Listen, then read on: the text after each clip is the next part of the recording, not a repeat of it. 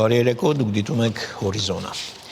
Մայիսի 1-ը աշխատանքի եւ աշխատավորների միջազգային օրն է, այն նշվում է աշխարհի 142 երկրում, իսկ սկսվել է ամեն ինչ 1886 թվականին, երբ ամերիկացի եւ կանադացի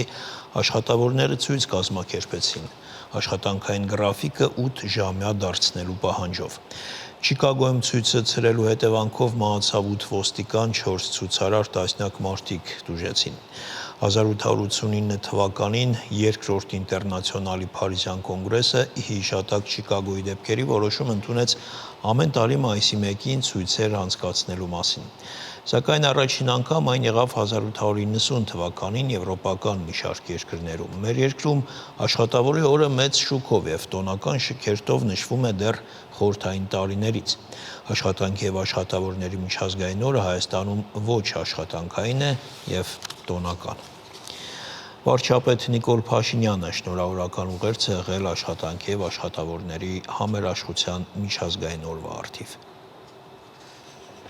Սիրելի ժողովուրդ, Հայաստանի Հանրապետության սիրելի քաղաքացիներ, մայիսի 1-ին նշում ենք աշխատանքի եւ աշխատավորների համերաշխության միջազգային օրը եւ ուզում եմ բոլորիս շնորհավորել օրվա առիթով։ Քաղաքակրթությունը ձևավորվել ու զարգանում է աշխատանքի արդյունքում եւ աշխատանքն է այն գործիքը, որով հնարավոր է անհատի եւ հանրության կյանքն ավելի լավը դարձնել։ Ասվածի մեջ բանալի արտահայտությունը հնարավորեն է։ Աշխատանքն իհարկե անհատի եւ հանրության կյանքն ավելի լավը դարձնելու անհրաժեշտ, բայց ոչ բավարար պայման է, որովհետեւ գոհացուցիչ արդյունքներ բերում է միայն արդյունավետ աշխատանքը, իսկ արդյունավետ լինելու համար աշխատանքը պետք է հիմնված լինի գիտելիքի շարունակաբար զարգացող հմտության, այսինքն կրթության ու կրթվելու վրա։ Սովորաբար, երբ ասում ենք կրթություն, գիտելիք, գիտելիքահենք աշխատանք, ասոցիատիվ հասկանում են գիտատեխնիկական, տեխնոլոգիական, հետազոտական աշխատանքն, ինչ իհարկե սխալ չէ, բայց ցանկացած աշխատանք շատ ավելի արդյունավետ է, երբ հիմնված է տվյալ աշխատանքի, նրա նրբությունների եւ առանձնահատկությունների մասին սեփական գիտելիքն ընդլայնելու եւ հարստացնելու գործելակերպի վրա։ Սա վերաբերում է ամեն ինչին՝ արհեստին, արվեստին, ձեռներեցությանը, գյուղատնտեսությանը, մանկավարժությանը, պետական, զինվորական, համայնքային ծառայությանը, բանվորությանն ու առաջնորդությանը եւ բարեկեցության հասել ու հասնում են այն պետությունները եւ հանրությունները, որոնք առաջնորդվում են այս տրամաբանությամբ։ Կառավարությունն ու կառավարող մեծամասնությունը Հայաստանի Հանրապետությունն առաջնորդում են այս տրամաբանությամբ, հասկանալով, որ սա պարզ ճանապարհ չէ, որովհետեւ խոսել գիտելիքն ընդլայնելու, հանրությունը զարգացնելու անհրաժեշտության մասին նշանակում է արձանագրել, որ մենք ինչ-որ բան չգիտենք։ Ու երբեմն անհատական, հանրային, սեփական մակարդակով հեշտ չէ խոստովանել, որ մենք ինչ-որ բան չգիտենք, չնայած ակնհայտ է, որ բոլոր տեղերում բոլորն ինչ-որ բան չգիտեն։ Եվ թերևս մենք պետք է ուժ ունենանք խոստովանելու, որ մենք վատ ենք ապրում մեր չիմացածի չափով եւ լավ ապրում ենք մեր իմացածի չափով։ Եվ մեր բարեկեցությունն ընդլայնելու համար մեզ պետք է փոքրացնել մեր չիմացածի ծավալը եւ ընդլայնել մեր իմացածի ծավալը։ Իսկ սա հնարավոր է աշխատանքի եւ կրթության եւ աշխատանքի ամենասերտ փոխկապակցման միջոցով։ Սիրելի ժողովուրդ, Հայաստանի Հանրապետության սիրելի քաղաքացիներ, շնորհավորում եմ բոլորիդ աշխատանքի եւ աշխատողների համերաշխության օրվա առիթով եւ ցանկանում եմ, որ աշխատանքն արդյունքի վայելում եւ ստեղծագործական բերկրանք նշանակի մեր բոլոր քաղաքացիների, մեր հանրության համար, որովհետեւ աշխատանքը պետք է լինի արդյունք ստեղծելու եւ այդ արդյունքը վայելելու միջոց։ Եվ կեցե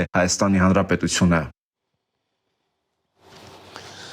Աշխատանքի եւ աշխատավորների միջազգային օրվա կապակցությամբ Հայաստանի Արհմիությունների կոնֆեդերացիան կազմակերպել է շարժանապատիվ աշխատանք խորագրով երթ։ Դիտեք մեր հաջորդ տեսանյութը։ Այսօր օրացույցում նշվում է ոչ աշխատանքային, սակայն այն հիշեցում է այն մասին, որ աշխատանքային իրավունքները պետք է լինեն պաշտպանված։ Մայիսի 1 ունի պատմական ծագում։ 19-րդ դարի վերջին Չիկագոյում աշխատավորներն ընդվզել են երկարատև աշխատանքի ու վատ պայմանների դեմ։ Իսկ Հայաստանում մայիսի 1-յան այս երթը կրում է արժանապատիվ աշխատանք խորագիրը։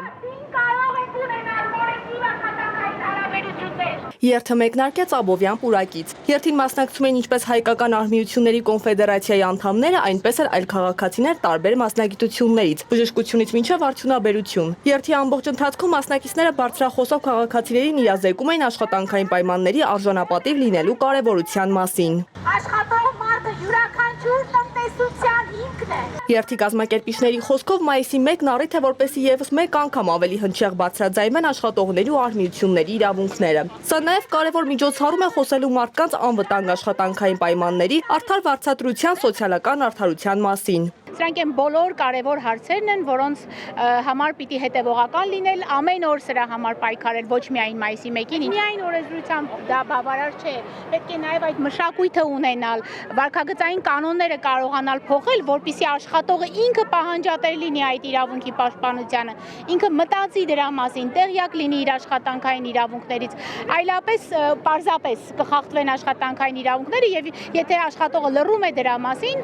ոչինչ անել չենք կարող։ Մանասերյանը հիշեցրեց, աշխատանքի ընդունվելուց առաջ քաղաքացիները պետք է պարտադիր ծանոթանան աշխատանքային պայմանագրի դրույթներին, հետագայում իրավական խնդիրներից խուսափելու համար եւ հայտնեց, որ 2024 թվականի ընթացքում կոնֆեդերացիան ստացել է 655 դիմում բողոք, որոնք առնչվել են աշխատանքային հարաբերություններում արձանագրված իրավախախտումներին։ 655 բողոքները եղել են բազմաբնույթ, ինչպես նշեց կոնֆեդերացիայի նախագահը, պրոբլեմը երկուստեք է եւ առնչվում է ինչպես գործատուների վարքագծին, այնպես էլ աշխատողների անբավարար իրազեկվածությանը, ուստի հաճախ իրականացվում է քաղաքացիների իրազեկման արշավներ տարբեր հարթակներում։ Ինչպիսի իրավունքներ ունի աշխատողը, արտաժամյա աշխատանքի համար պետք է պարտադիր վճարվի եւ այն չի կարող գերազանցել ընդհանուր աշխատաժամանակը 48 ժամը շաբաթական, գիշերային աշխատանքի համար առանձին վճարվում է, թե դա տոնական օր է կամ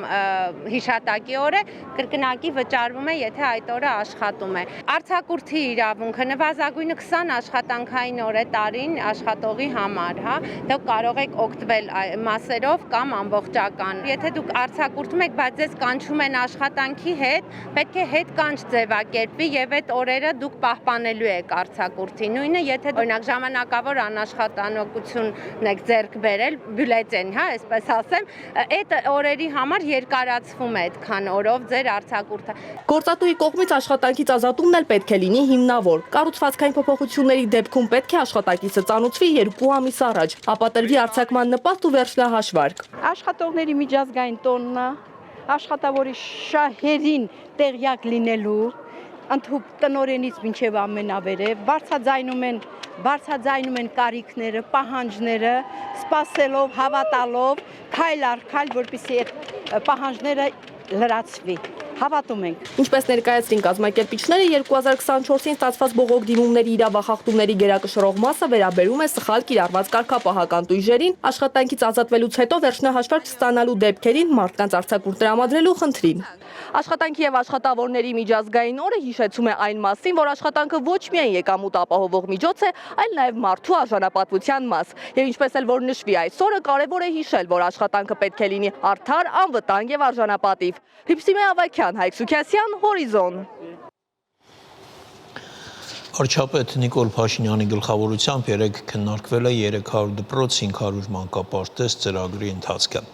Իրականացվող աշխատանքների վերաբերյալ զեկույցը ներկայացրել է փոխվարչապետ Տիգրան Խաչատրյանը։ Վարչապետը հանձնարարել է ուշադրության եւ խիստ վերահսկողության տակ պահել աշխատանքների որակի եւ ժամանակացույցի պահպանման հետ կապված հարցերը։ Մենք ըստ պլանի մինչև մեր ծրագրային ժամանակահատվածի ավարտը մեկնարկած, ավարտված հիմնական մասով որոշները ավարտին մոտ գտնվող 340 դպրոցներում ենք աշխատանքներ իրականացրել կամ իրականացնում։ Դրանցից 45-ում աշխատանքներն ավարտված են, դպրոցները հանձնված են շահագործման, 35-ը դրանցից նոր կառուցված են, ևս 10-ը հիմնանորոգված, 295 դպրոցներ կան, որոնք գտնվում են կառուցման կամ նորոգման փուլում, համապատասխանաբար հանրագումարը կկազմի 340, 155 կառուցվողը եւ 45 կառուցվածքները միասին, ընդհանուր պատկերում 200-ը լինելու են կառուցված հիմնանորոգված, իսկ 140-ը նորոգված, որոնք որ կառուցված են արդեն իսկ, դրանց ավելի մեծ մասը բաժանենք Երևանի, իսկ նրանք, որոնք որ ներկայում ընթացքի մեջ են, առավելապես բաժանենք տուն մարզերին։ Մենք առավել մեծ կենտրոնացում ունենք հանրագումարով Լոռու, Շիրակի եւ Սյունիքի մարզերում, որտեղ 44, 46, 48 համապատասխանաբար թվեր են։ 20,000 աշակերտներ են սովորում այն դպրոցներում, որոնք արդեն իսկ նորոգված են կամ կառուցված, եւս 110,000 աշակերտներ պետք է սովորեն այս ընթացքի մեջ գտնվող նորոգվող կամ կառուցված դպրոցներում։ Այս տարվա ընթացքում ավարտին կհասցվի եւս 20-ի կառուցումը եւ 70-ի նորոգումը, այսինքն մենք 2025 թվականի ավարտին կունենանք 135 շահագործման մեջ գտնվող դպրոցներ, եթե մինչև հիմա մենք 45 կառուցված եւ շահագործման հանձնված դպրոցներում ծախսել ենք մոտ 50 միլիարդ դրամ, որից 2.5 միլիարդ դրամը արժեցել է գույքը եւ 47 միլիարդ դրամը շինարարական աշխատանքները, ապա ընթացքի մեջ գտնվող 295 դպրոցներում ծախսել ենք կամ պետք է ծախսենք 328 միլիարդ դրամ եւ դրան գումարած եւս 16 միլիարդ դրամ, որ ամենաներքևում մանր տողով է գրված գույքով ապահովելու համար։ Այս տարվա առաջին եռամսյակում կատարողականը եղել է 11 միլիարդ դրամ մոտավորապես, երբ որ անցած տարվա առաջին եռամսյակում կատարողականը 2.5 միլիարդ դրամ էր։ Այսինքն մենք հիմա շինարարական կազմակերպությունների հետ աշխատանքում մոտ ծավալով 4 անգամ ֆինանսական առումով 4 անգամ ավելի մեծ աշխատանք ենք ըստ էության կառավարում, քան դա եղել է նախորդ տարվա ընթացքում։ Մի թիվ եմ ուզում ասել, ամբողջ 2024 թվականի կատարողականը եղել է մոտ 50 միլիարդ դրամ։ Այս տարվա կատարողականը հաջորդ սայքով ես ցույց կտամ, որ 150 միլիարդ դրամի չափ է լինելու հանրագումարով։ Այսինքն մենք այդտեղ նորից այդ թվերից դուրս գալով տեսնում ենք, որ հսկայական ծավալային փոփոխություն կա։ Մանկապարտեզների վերաբերյալ մենք ունենք այս պահին ավարտված շինարարության եւ մրցութային տարբեր փուլերում գտնվող 386 մանկապարտեզներ, բայց արդեն ունենք 500 մանկապարտեզների հստակ պատկերը, թե դրանք ինչպես են շահագործման վիճակի բերվելու 2026 թվականի ընթացքում, ընդ որում այստեղ ամենայն հավանականությամբ բոլորի հետ կապված աշխատանքները ավարտված կլինեն մինչև 2026 թվականի ամառ։ Ավարտված են 204 մանկապարտեզներում աշխատանքները, որոնցից կամ ասենք նախադպրոցական հաստատություններում այդպես ավելի ճիշտ կլինի, որովհետև նախակրթարանները, որոնք ավագ տարիքի փոքրերի մեջ ավագ տարիքի երեխաների համար նախատեսված դպրոցներում գտնվող նախակրթարաններն են թվով 68 են այդ 204-ից, կառուցված մանկապարտեզները 126, կառուցված կամ վերակառուցված եւ մեր կրթահամալիրների շրջանակներում ձևավորված նախակրթարանները 10, շինարարության փուլում գտնվում են 156, արդեն գնման տարբեր գործընթացներում են գտնվում 26 մանկապարտեզների հետ կապված աշխատանքներ, ունենք 45 նորոգվող մանկապարտեզներ, որոնք որ տարածքային կառավարման եւ ենթակառուցվածքների նախարարությունում նույնականացել են մարզերի հետ աշխատանքի արդյունքում, սրանց մեծ մասի հետ կապված մրցութային աշխատանքները արդեն ընթացքի մեջ են գտնվում։ Ունենք եւս նույնականացվող 50 մանկապարտեզներ, որոնք որ կլինեն կամ նախակրթարաններ ավելի ճիշտ է ասել, այն դպրոցները, որոնք մենք հիմա տանում ենք նորոգման, այդ դպրոցների մեջ, եթե տվյալ համայնքում նախակրթարանի կարիք կա, միանգամից առանձնացնում ենք այն հատվածը, որը պետք է նախակրթարանի նպատակին ծառայի, արժեքով բոլոր աշխատանքները միասին 452 միլիարդ դրամ են կազմել, սրանք ավարտված եւ ընթացքում գտնվող դպրոցների մանկապարտեզների համար հատկացված եւ հատկացվելի գումարների հանրագումարն է։ Վալենսիայում ընթացող Եվրոպական ժողովրդական կուսակցության կոնգրեսը Հայաստանի վերաբերյալ հրատապ բանաձև ընդունել է։ Եվրոպական խորհրդարանի падգամավոր Հայաստանի հարցով զեկուցող Միրիամ Լեքսմանը իր ելույթում նշել է, որ ԵԺԿ-ն ցանկանում է հաստատակամորեն աջակցել Հայաստանին եւ կանգնել Հայաստանի կողքին իր աշխարհաքաղաքական պայմանների եւ ուղղվածության պատմական շրջադարձի պահին։ Մենք ցանկանում ենք աջակցել հայ ժողովրդի ցանկությանը ամրապնդելու օրենքի գերակայությունը եւ ժողովրդավարությունը իրենց երկրում եւ ցանկանում ենք հաստատակամորեն աջակցել Հայաստանին ու կանգնել Հայաստանի կողքին իր աշխարհաքաղաքական պայմանների եւ ուղղվածության պատմական շրջադարձի ժամանակ։ Եվ այսպեսով ցանկանում ենք խթանել տնտեսական ավելի ամուր համագործակցություն եւ զարգացում, ինչպես նաեւ աջակցել բոլոր այն բարեփոխումներին, որոնց կարիքը Հայաստանն ունի։ Եվրոպական ժողովրդական կուսակցությունը շատ բարձր է գնահատում Հայաստանի ջանքերը, անելու ամեն հնարավորը հարևանների հետ հարաբերությունների կարգավորման համար։ Մենք իսկապես գնահատում ենք Թուրքիայի հետ նրա կառուցողական երկխոսությունը, հատկապես այս օրերին, երբ հիշատակում ենք հայոց ցեղասպանության 110-րդ տարելիցը։ Մենք տեսնում եւ գնահատում ենք Հայաստանի ջանքերը եւ առաջնորդությունը Ադրբեջանի հետ խաղաղության բանակցություններում, չնայած 2023 թվականի ռազմական հարձակմանը, որի հետևանքով տասնյակ հազարավոր հայեր տեղահանվեցին։ Մենք կոչ ենք անում ազատ արձակել բոլոր բանտարկյալներին անհապաղ եւ առանց նախապայմանների եւ Լեռնային Ղարաբաղ վերադառնալու հայկական փոքրամասնության երաշխավորած իրավունքի մասին։ Տիկնայք եւ պարոնայք, եկեք մեր լիակատար աջակցությունը հայտնենք Հայաստանին, Եվրոպական միություն տանող ճանապարհին։ Հորիզոնայից թողարկումը ավարտվեց, կվերադառնանք կարճ դադարից հետո։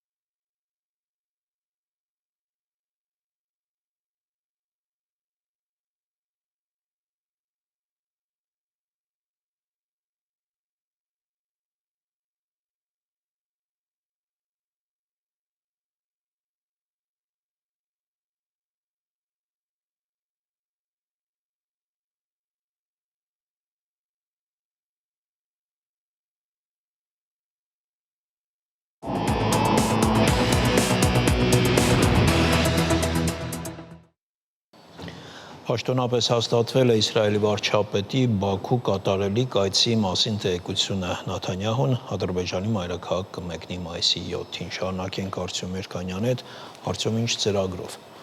Սա Նեթանյահուի երրորդ այցն է Ադրբեջան, մինչ այդ նա Բաքվում եղել է 2016 թվականին, իսկ դրանից առաջ 97 թվականին։ Դե գիտենք, որ Նեթանյահուի դեմ միջազգային քրեական դատարանը վճիռ է կայացրել եւ նա պետք է ձերբակալվի ցանկացած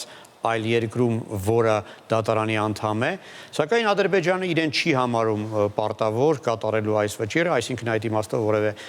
խնդիր իհարկե չի լինելու։ Ամենաուշագրավը այս այցում այն է, որ այն տևելու է մինչև մայիսի 11, այսինքն 5 օր։ Այն դեպքում, երբ այցը պաշտոնական է, ոչ թե պետական։ Սովորաբար երկար են տևում պետական այցերը, եւ նույնիսկ պետական այցերը 3 օրից ավել չեն լինում։ Թե ինչով է զբաղվելու Նեթանյահուն Բաքվում 5 օր, դա կարող ենք միայն ենթադրել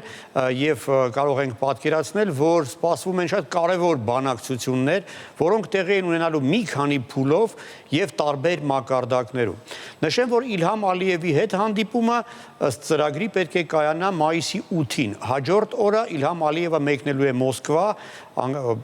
երկրորդ աշխարհամարտի հաղթանակի օրը նշելու։ Այդ օրերին, երբ Ալիևը Բաքվում չի լինելու, Նետանյահուն հանդիպելու է ըստ ծրագրի ադրբեջանցի բարձրաստիճան տարբեր պաշտոնյաների հետ, հանդիպումներ է ունենալու հրեական համայնքի ղեկավարների հետ։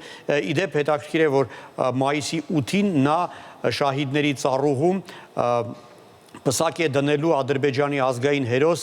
ազգությամբ հրեա Ալբերտ Ագարունովի գերեզմանին, ով հենց այդ օրն է մահացել Արցախյան առաջին պատերազմի ժամանակ Շուշիում 92 թվականին։ Բայց նաև կարող եմ ենթադրել, որ Ալիևի վերադառնալուց հետո եւս մեկ հանդիպում կտեղի կունենա երկու երկրների ղեկավարների միջև, որը առայժմ ծրագրում չկա։ Բացի դա, ես կարող եմ միայն ենթադրել, որ այս բանակցություններում անուղղակի ձևով ներկա է լինելու նաև երրորդ կողմը, որի հետ հարաբերությունները այս այցի կարևոր նպատակներից մեկն են։ Թուրքիան նկատի ունի։ Այո, կարող եմ ասել բավական մեծ վստահությամբ, որ Թուրքիան այս կամ այն ձևով այս բանակցությունների կողմ է լինելու եւ որ Բաքուն այս անգամ եւս միջնորդի դերում է հանդես գալու։ Մանավանդ եթե նկատի ունենանք այն, որ պաշտոնապես հաստատվեց տեղեկությունն այն մասին, որ այս այցից անմիջապես հետո մոտ 10 օր հետո, միգուցե 2 շաբաթ հետո Թուրքիայի նախագահ Էրդողանն է Բաքու գալու եւ դա պատահական զուգադիպություն չէ իհարկե։ Ադրբեջանը ժամանակին արդեն հանդես եկել է որպես Իսրայելի եւ Թուրքիայի միջև հարաբերությունների բարելավման միջնորդ։ Այդպես էր 2021 թվականին, երբ հենց Իլհամ Ալիևի ջանքերի արդյունքում ի վերջո կողմերը վերականգնեցին դիվանագիտական հարաբերությունները, որոնք խզված էին 13 տարի շարունակ։ Բայց դրանից հետո հարաբերությունները կտրուկ լարվեցին նորից, այն բանից հետո, երբ Սիրիայում իշխանության եկան թուրքամետ գրոհային այն արմատականները, որոնց դեմ Իսրայելը ռազմական հարձակումներ իրականացրեց Սիրիայի տարածքում։ Իհարկե Ադրբեջանը այդ թուրք-իսրայելական բարելավման գլխավոր բենեֆիցիարն է, քանի որ եւ Իսրայելը եւ Թուրքիան Ադրբեջանի ամենակարևոր դաշնակիցներն են եւ Ադրբեջանը շատ է կորցնում դրանից, որ այդպես էլ չի կարողանում վերջնականապես ձևավորվի այդ եռակողմ դաշինքը, որի հետ Ալիևը շատ մեծ հույսեր է կապել եւ որի բացակայության պատճառով Ադրբեջանը խնդիրներ է ունենում Թուրքիայի հետ։ Իդեպ ընդամենը 2 շաբաթ առաջ, մի քիչ ավել, ապրիլի 10-ին Ադրբեջանը նույնպես միջնորդի դերում հանդես եկավ, երբ հենց Բաքվում տեղի ունեցան Թուրքիայի եւ Իսրայելի միջև բանակցությունները հատուկ ծառայությունների ղեկավարների մակարդակով։ Տեղեկությունն այն մասին, որ Բաքուն միջնորդ էր, պաշտոնապես հաստատվեց եւ Նեթանյահուի աշխատակազմը շնորհակալություն հայտնեց Ալիևին այդ միջնորդի դերը կատարելու համար։ Մի շատ կարևոր հանգամանք այս անգամ Բենյամին Նետանյահուի ինքնաթիռը Երուսաղեմից կամ Թել Ավիվից Բաքու մեկնելու է Թուրքիայի տարածքով։ Մի բան, ինչը դեռ մի քանի շաբաթ առաջ անիրատեսական էր թվում։ Գիտենք, որ անցած տարվա նոյեմբերին Իսրայելի նախագահ Իցհակ Գերցոգի ինքնաթիռը ստիպված էր եղել շրջանցել Թուրքիան, երբ մեկնում էր Բաքու COP29 գագաթնաժողովին, քանի որ Թուրքիայի իշխանությունները չէին արտոնել օգտագործել իրենց օդային տարածքը։ Նույնը տեղի ունեցավ 3 շաբաթ առաջ, երբ հատուկ ծառայությունների ներկայացուցիչների ինքնաթիռներ Թել Ավիվից Բաքու մեկնում նույնպես շրջանցել էին։ Այս անգամ Թուրքիան իրավունք է տվել օգտագործել սեփական երկրի օդային տարածքը, ինչը կարծում եմ նույնպես ինչ որ բան նշանակում է։ Արդյոք եւ էլ ինչ հարցեր են առաջին պլանում լինելու։ Դե վստահ եմ, որ կարևորագույն հարցերից մեկը լինելու է այն, թե ինչպիսին կլինի Բաքվի դերն ու մոտեցումը, եթե Իսրայելի եւ Իրանի միջև առճակատումը ուժային փուլի հասնի։ Գիտենք, որ ընդամենը մի քանի օր առաջ, երկուշաբթի օրը Բաքվում էր պաշտոնական այցով Իրանի նախագահ Մեսուդ Փեզեշքյանը, ով կարծում եմ փորձում էր երաշխիքներ ստեղծել, որ եթե պատերազմ սկսվի Իսրայելի եւ Իրանի միջև, Ադրբեջանը չեզոքություն կպահպանի։ Այժմ Նետանյահուի նպատակն է անել այնպես, որ այնուամենայնիվ Իլհամ Ալիևը լինի ոչ թե չեզոք, այլ այսպես պաշտպանի Իսրայելին եւ հնարավորություն տա սեփական տարածքը Իսրայելին օգտագործել որպես հանգրվան Իրանի վրա հարձակման համար։ Եվ կարծում եմ նույնպես պատահական զուգադիպություն չէ այն, որ հենց այդ այցի օրերին շարունակվելու են Միացյալ Նահանգների եւ Իրանի միջև բանակցությունները միջուկային գործարքի շուրջ։ Այս հանգամանքը եւս Ադրբեջանի աշխարհաքաղաքական դիրքը ուժեղացնելու հնարավորություն է Ալիևի ձեռքում եւ իսկապես այնինչ վերջի շաբաթների ընթացքում տեղի է ունենում այս բարձրաստիճան պաշտոնյաների այցերը վկայում են այն մասին, որ Բաքվի դերը աշխարհաքաղաքական տարածաշրջանային գործընթացներում իսկապես շարունակում է աճել։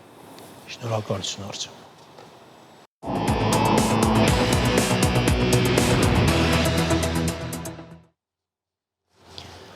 Ռուսաստանի եւ Եվրոպայի հարաբերությունները վաղ թե ուշ անպայման կվերականգնվեն, հայտարարել է Ռուսաստանի նախագահը։ Միևնույն ժամանակ Վլադիմիր Պուտինը կարծիքի հայտնել, որ իրավիճակը այժմ ավելի բարդ է, քան հայրենական պատերազմի ժամանակ։ Խոսելով մարտի դաշտում իրավիճակի մասին, Պուտինը կրկնել է, որ Կուրսկի մարզը գտնվում է ռուսական վերահսկողության ներքո։ Միջազգային մյուս լուրերը տեսաշալով։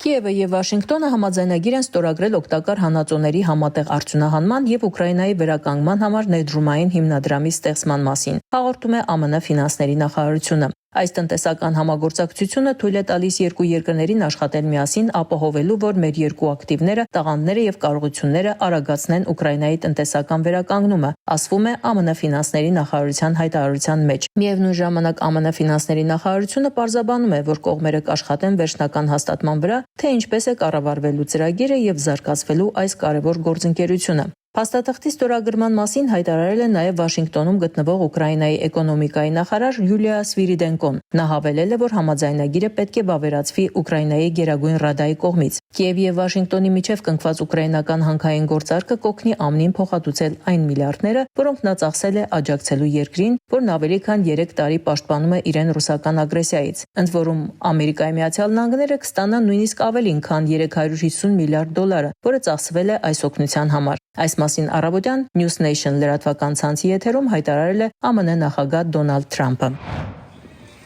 Երեկ գիշերը Ռուսաստանից Ուկրաինայի տարածքի վրա 5 Իսկանդեր M բալիստիկ քրթիր է արձակվել եւ տարբեր տեսակի 170 անօդաչու թռչող սարքեր։ Այս մասին հայտնել է Ուկրաինայի ռազմաօդային ուժերի հրամանատարությունը։ Օդեսայում վնասվել են բազմահարկ բնակելի եւ մասնավոր տներ, սուպերմարկետ, դպրոց եւ մեքենաներ։ Ուկրաինայի արտակարգ իրավիճակների պետական ծառայությունը հայտնել է, որ 2 մարդ զոհվել է։ Իսկ Ուկրաինայի զինված ուժերը հայտնել են, որ առավոտյան խոցել են 74 շահեդ տիպի գրոային անօդաչու թռչող սար։ Հարձակման հետևանքով տուժել են նաև Խարկովի, Սումիի, Դոնեցկի եւ Կիևի մարզերը։ Պակիստանը չորեքշաբթի օրը հայտարարել է, որ հավաստի հետախուզական տվյալներ ունի, որ Հնդկաստանը մտադիր է շուտով ռազմական գործողություններ սկսել։ Երկու երկրների միջև լարվածությունն աճել է Քաշիմիրում զբոսաշրջիկների վրա հարձակումից հետո։ Պակիստանի վարչապետ Շեհբազ Շարիֆը կոչ է արել ԱՄՆ-ին ճնշում գործադրել Հնդկաստանի վրա, որպեսզի վերջինս զսպի հռետորաբանությունը եւ գործի պատասխանատու կերպով։ ԱՄՆ պետքարտուղար Մարկո Ռյուբիոն դիմել է երկու երկրներին հորդորելով նվազեցնել լարվածությունը։ Հնդկաստանի արտաքին գործերի եւ պաշտպանության նախարարությունները մեկնաբանություններ չեն արել։ Երկու երկրներն էլ ունեն միջուկային զենք, թեև նախկին հակամարտություններում երբեք չեն օգտագործել։ Գազայի հատվածին Իսրայելի հարվածների հետևանքով վերջին 24 ժամում առնվազն 35 պաղեստինցի է զոհվել։ Այս տվյալները հայտնել է Քաթարյան Ալ Ջազիրա հեռուստաալիքը վկայակոչելով անկլավի առողջապահության նախարարությանը։ Տեղեկություններ կան նաև 100-ից ավելի վիրավորների մասին, որոնց թվում կան նաև երեխաներ։ Մարտի 2-ից Իսրայելի զինվորականները արգելափակում են Գազա մարդասիրական օգնության առաքումը։ Ավելի վաղ ՄԱԿ-ի Պարենի համաշխարհային ծրագիրը հայտարարել էր, որ անկլավում գտնվող իր պահեստները դատարկ են եւ որ իր ղեկավարած բարեգործական խոհանոցները ենթարկվել են հարձակման։ Ըստ ծրագրի ներկայացուցիչների այնտեղ սնվում է անկլավի բնակչության